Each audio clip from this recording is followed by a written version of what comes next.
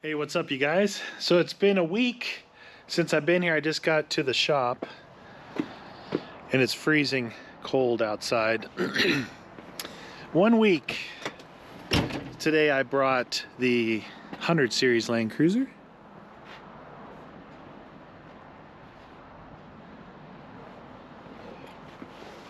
As I felt like riding in a little bit of comfort today.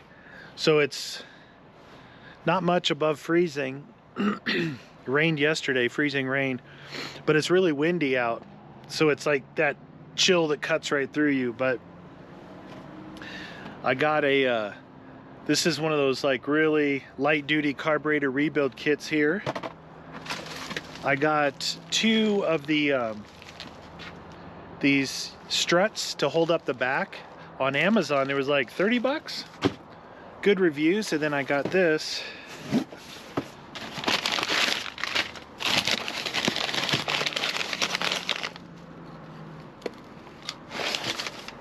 That is a Toyota factory remanufactured starter.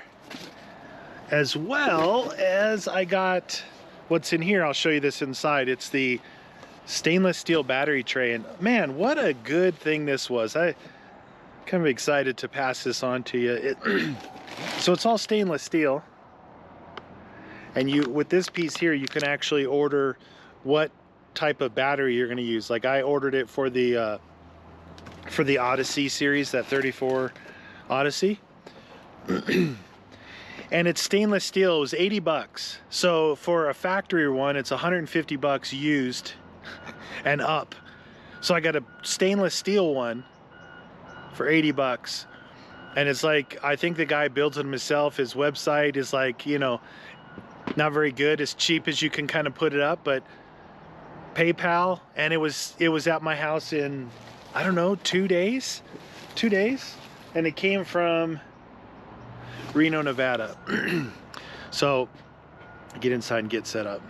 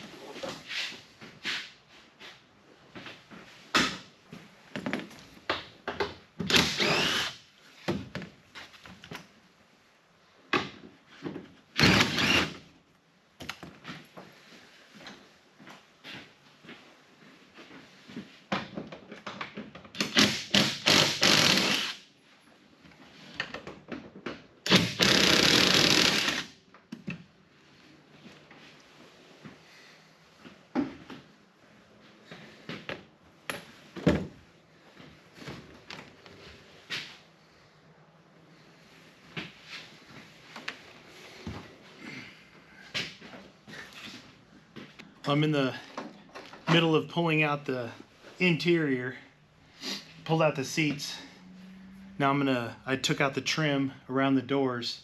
I'm gonna try and get the carpet out because the dumpster at the storage facility here is empty today. So it'd be a good time to get rid of the carpet. I was thinking about cutting the upholstery off the seats. It's the foam is just, it's falling away into dust.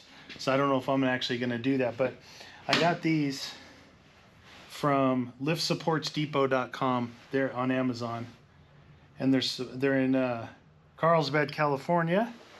They're supposed to fit this, so they come with the strut and new balls at each end. So I got to try and take these off because this thing is not being held up at all.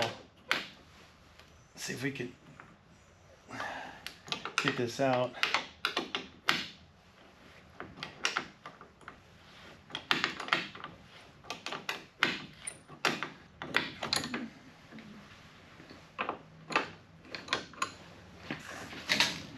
So the new ones,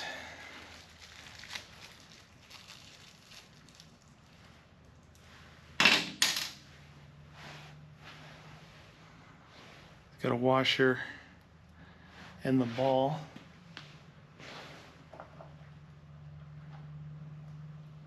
See if it's the same thread, metric thread.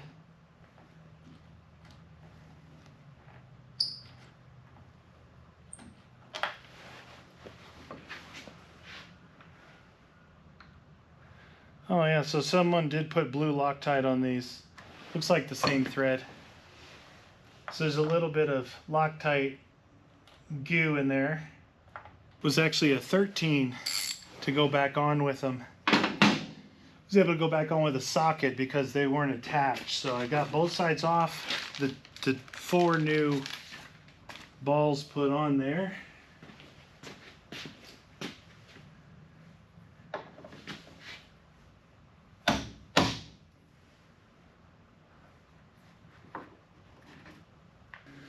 That's one.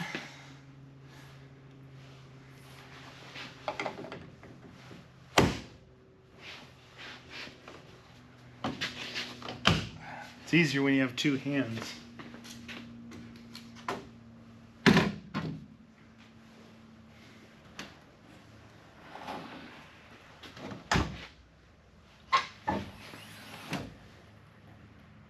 There we go.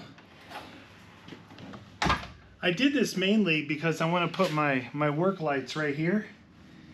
So when I'm pulling out the carpet, I can see if there's anything nasty I'm about to grab. But that looks pretty good.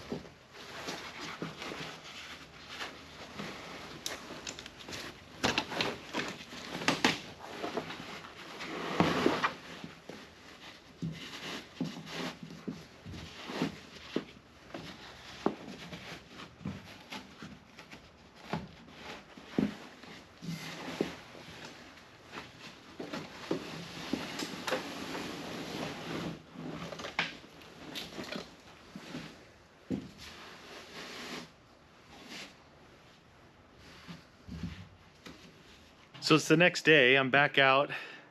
The wind has stopped, so I got the door open. Get some more light in here, a little bit easier to see, especially working in the engine bay, which is what I'm working on now. Here's the stainless steel battery tray. Pretty nice, right? So you got 2 mounts that mount forward. One mount goes straight down in, and there's a bracket that comes into the side here, exactly like the factory one is. So what I'm doing right now is I'm just charging up one of my drill batteries, and I've got this, it's like plastic polymer. It's not sandpaper, it's not anything like that. It's supposed to be like a rust and paint remover. So I'm gonna just hit the areas, and I got some silver gray primer. I'm gonna touch up, you know, around underneath these areas and against here where some corrosion made its way through to the chassis. But so last night I got down to 17. It was 22 when I left my house to come over here this morning. It's warming up a little bit now. It's just above freezing. But this is what I always talk about in Arizona weather. If you look outside, it's a beautiful sunny blue sky day. You can see the trees aren't really moving out there. But you look out and you would think it was a nice summer, spring day, but you open the door and it's really cold. So a couple things, and I'll show you this. But I bought some cheap wire brushes, This is the softer version. This little pack came with 3. So this is a softer one, brass probably, or bronze something. There's one that looks like it's like stainless steel and it's really firm. And I just tested it. So the remnants of the felt padding underneath that carpeting, you know, there's some stuck in there. I'm gonna take the wire brush, and if you like brush it, it seems to be coming off really easy. So we'll take a look at that here after I get this battery tray done. But my goal is to kind of clean all that up and then get some kind of mat, you know, Dynamat, or I know there's a bunch of different ones, but Dynamat is like kind of the original sound deadener and insulation matting. I was thinking about spraying it or rolling on bed liner type stuff, but I think I'm gonna go with the mat instead. I can get a couple of 18 by, I don't know, 24 or 36 inch sheets and put it in there. There's obviously some rubberized stuff down from the factory, but I'll get some extra stuff in there to keep that temperature either from too hot or too cold, and mainly the sound deadening, right? So you don't sound like you're driving around in a tin can. But this right now is what I'm working on. All right, so I got this in battery tray.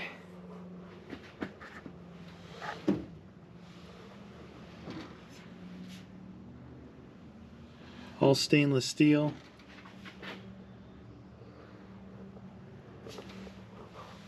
And while I was waiting for the rust primer to dry, I was inside working on a couple of things. One thing was, when I took the seats out, there was a ton of wiring everywhere, and it was all stereo wiring. A couple speakers in the back, 2 in the doors. Looked like they wanted like a amp or something under the seat. Most of them, I mean, the only things that were connected were actually to the speakers. So I went through and took out all that wiring and took out whatever the little harness loom that was in the DAC, because there's no stereo in here right now, but there was like a little loom in there where everything was kind of wire nutted together. I got rid of all that. And the good thing is there was 2 different power wires.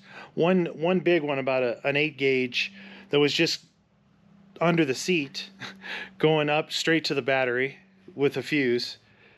And then there was another one where the stereo was. So that's 2 things I could eliminate from the positive post, because I have to change all that wiring because it got eaten through with rats and everything.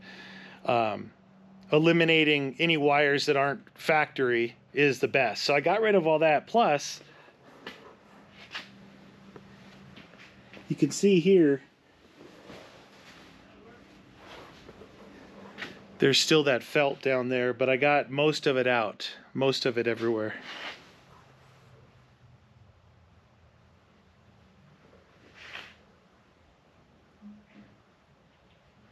So it's another day, day 3 of this particular vlog, and today I'm at my my home shop here, and I'm working on, I just finished working, came out here, and I'm working on tying in the winch. So get the winch here, put that in, holding this nice and tight, comes up through, it goes through a hole that's surrounded with foam, comes out here, and I have it just coiled up here right now. So plus, minus. So here's the thing. Everything you do on a car, you're supposed to fuse, right? You fuse it. And sometimes you fuse it like at both ends, depending on what it is. Everything comes off a fuse. Well, the strange thing was I went to the local 4x4 shop and talked to them, asked them how they do their winches, and they said, oh, you know, they just hook them straight up to the battery. No fuses, no disconnects, no nothing. They said they've done hundreds like that. So I went and looked at the Jeep, which I put together about 6 years ago now, and same thing. I hooked it up directly to the battery. Now that particular winch has an on-off button on it, right? So you turn it on, and then it starts to look for the wireless controller. It's just a little, like a control on-off, not a big high amp disconnect. So I did it that way, and it's been fine for years. I still feel like something should be there. So I was looking at, I have some parts for a dual battery system that I'm going to be putting in the 80. One of them is this. It's a Blue Seas 12 circuit. You know, you run power from the battery to here, and then you can fuse like all your USB ports, your charging ports, if you're going to put in a fridge. And that can be put wherever you want. You can put it inside the car or in the engine bay. And to tie in with that, I've got this thing here, which is a Bussmann brand. It's a 150 amp circuit breaker. So this is going to be part of the system with something called an ACR. What it does is it allows you to charge both batteries and have them isolated, or you can force them together for like jump starting. And it's got a button on the inside. I've already got the button on the inside, and the ACR is, I think, mounted in there. I originally mounted the panel for all this stuff when I did the dual battery video. But I was looking for one of these, a disconnect like this. You can just leave it off, and when you need to use the winch, open up your hood, connect it, and you're good to go. But I couldn't find anything up at the amperage I wanted. This is 150 amps. And at absolute max capacity, the max that thing is going to pull is like 380 amps. That's if you're pulling up something like, if it's a 10,000 pound winch, you're going to be pulling 10,000 pounds out of the mud, up a hill, in a rainstorm. So traditionally, you're not going to pull that many amps. That's at like, almost rope breaking strength. You're going to get max amps. So I found one, and it's from Blue Sea as well. This is a 350 amp continuous 600 amps for 5 minutes, but I didn't realize how big it was. Look how big it is. It's way too big. And this is just a basic on-off switch. But you can see here, it's 350 amps continuous, 600 amps for 5 minutes, which means this switch has the rating to do it. What I used to use a lot were the Hella switches, and even Harbor Freight's got them. There's a red key that goes in and just switches, but those aren't rated much higher than 100 amps. So I started to think, what am I going to do? Am I going to just hook this up like I did the other one? I went and got new battery terminals. These are National Luna brand. And what this is, these are for Toyotas, because Toyota has the weird kind of rectangular thing that goes on here. So I got a positive and a negative. It's going to end up giving me 3 terminals on top, which is good because the Toyota and the Lexus on the positive side, it goes to the traditional clamp, but off of that there's a bolt, and it's got that. It's going to go on there pretty good, I'm sure. So I got that. So then I went and got another Blue Sea. The Blue Sea stuff is really good. It's like mall marine grade stuff. I got this. And what this is a mega fuse blocks. It says broad range for 100 to 300 amp fuses. I got that, and that's going to easily bolt inside there. And then I got 2 different fuses from Blue Sea. These are A&L fuses. They're really big. So this one is 350 amps, which I think this is going to be good. Like I said, 380 would be the max it ever sees, but I also got a 400 amper. These are pretty inexpensive, 10, 12 bucks I think for the fuses. So fuses, this. I got a couple of cables. I didn't know what I was going to do. I don't think these are going to be long enough for what I want to do, but those are actually going to come in handy on the 60 series. And then the other thing is, like, all the wiring I used to do was industrial wiring, right? We did instrumentation, which was like tinned copper, 16 gauge, 14, 16, 18 gauge tin copper stuff, THHN, and some specialty wires, and a lot of communication type cables, shielded cabling. So when it comes to any wires that I've dealt with, I don't have any of that stuff for cars. And I looked it up, and it said like GL, GXL. These are the good ones. So on Amazon, I got some some what is this? 16 gauge GXL, 12 different colors, 10-foot lengths. So the little packet like this at 16 gauge is perfect for wiring from that fuse block up to USB charging points, different gauges like that. That's what this is for. And then I also got 14 gauge, like for a refrigerator, something like that. Same idea, multicolors. The idea is this is GXL. These are the very good rated automobile for automotive wiring. So in anticipation of possibly having to repair some wiring, I also got some of this marine grade heat shrink.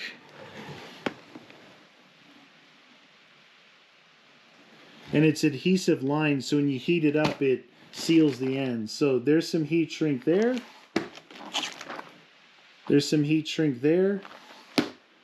I also got some butt splices to splice wires together, which also has the adhesive inside it. So it's heat shrink butt spliced with adhesive. And then I got this big one here. Same idea, except these are terminals. So you got ring terminals, fork terminals, spade terminals, female insulated spade terminals, and butt connectors. So this right here overall is I would say is a pretty good kit. And it's I'm pretty sure this has the adhesive in it as well. And what that does is when you heat it down, you'll see it kind of melt out and it seals the end of the splice. So, as well as I guess I end up with another heat shrink. These were really cheap, but this Wirefy and this Hysotronica had pretty good ratings. So I'm just going to try this all out. And I also got, because heat shrinking, like look, heat shrinking, you use something like this, an industrial strength hair dryer. No, these are like, this is a Wagner brand. So for drying like paint and things like that, but these are supposed to get, I don't know if it has the rating on here, made in China, groovy. But those work, but what works better is like flame. A lot of those little ones you see people use, those are like creme brulee, like to cook the top of it. They're fired by those butane canisters. And I had one, same idea that I had for this thermal cell, right? Butane canisters. I didn't want to deal with that. So I found Burnzomatic that uses the, the MAP gas and the regular canisters you can get from Home Depot or Ace or wherever. But this one says heat shrink torch. It's got a special head on it. So I'll have that from now on. When I buy something like that, I have it forever. So I've got all that stuff. And that's what I'm poking around with late this afternoon. It's pretty chilly out, a little bit more windy today again. And I think that if you look in here, probably hard to see, but there's actually 2 holes here, but they're not exactly where I need them to be. But I could put some nutserts in here, in this fender. And then I will redo, this is what I was talking about with the Toyota. You see how it's got this piece here? And it's also got this piece here, which are both bolted on. So this piece and this piece, which is probably part of, I don't know what it's a part of. On the 80 series, it's part of the fusible link. So even if I have to cut it, I can make this work. And then this one here, I will have to cut because I'll have to cut this here. And then I'll use this and bolt it in. I think that'll work fine.